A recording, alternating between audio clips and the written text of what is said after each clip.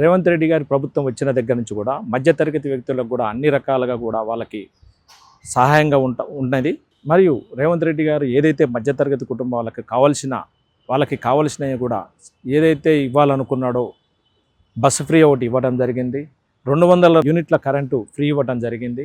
అట్లనే ఆరోగ్యశ్రీ విషయంలో 10 లక్షల రూపాయలు పెంచడం జరిగింది.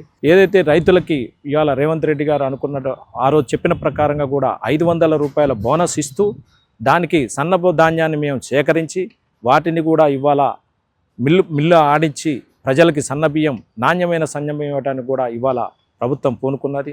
ఇవాళ అందరికీ కూడా ఇవాళ ఏదైతే 3,10,00,000 మంది ప్రజలు ఉన్నారో ప్రజలందరూ కూడా ఇవాళ మేము ఇచ్చిన సన్నబియ్యం తింటున్నారు. అదే రకంగా ఇంకా డబుల్ బెడ్రూమ్ విషయం ఇందిరమ్మ ఇల్లు విషయంలో కూడా రేవంత్ రెడ్డి గారు ఇవ్వటం జరిగింది. ఇవాళ అతి ముఖ్యమైనది తెలంగాణలో కావాల్సింది ఏంటంటే రేషన్ కార్డు. ప్రభుత్వం ఏర్పడిన కేసీఆర్ రాగానే ఇవ్వాల్సిన రేషన్ కార్డుని ఇవాళ రేవంత్ రెడ్డి గారు రాగానే ప్రజలకి రేషన్ కార్డు అనేది అవసరమని ఇవ్వడం జరిగింది. ఇదే గత ప్రభుత్వంలో చెయ్యని దానికి ఇవాళ కొంతమంది సంక్షేమ పథకాలు రాక కూడా ఇబ్బంది పడుతున్నారు. ఇటువంటి దాఖలాలు కూడా జరుగుతున్నాయి.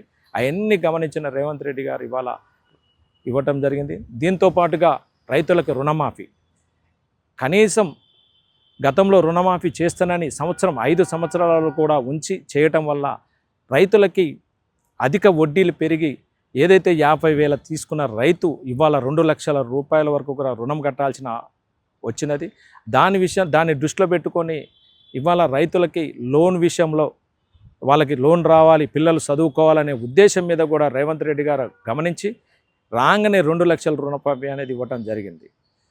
ఇంకా అనుకుంటా పోతే ఏదైనా సరే స్కిల్ యూనివర్సిటీస్ కానీ ఇంకా అన్ని రకాలకు కూడా ఇప్పుడు ఎంఎస్ఎంఈ పథకం గత ప్రభుత్వం ఎప్పుడు కూడా కనీసం నిరుద్యోగులకి ఎటువంటి ఉపాధి కల్పించలేదు. ఇవాళ యువశక్తి విషయానికి వద్దాం.